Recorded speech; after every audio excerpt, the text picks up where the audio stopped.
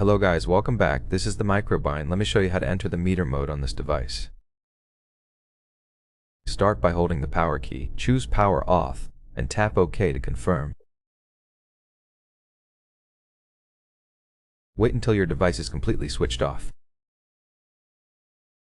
Then use the combination of power key, volume down, and volume up, holding them together for a few seconds.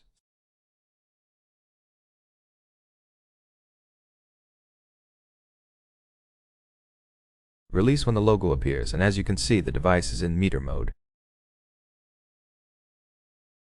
To quit, press and hold the power key until the phone goes black.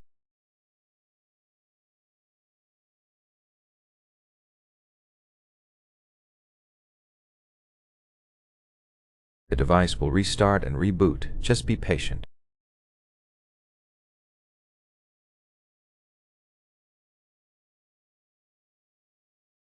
Everything went well. Now you can use your device. Thank you for watching. Please subscribe and leave a thumbs up on the video.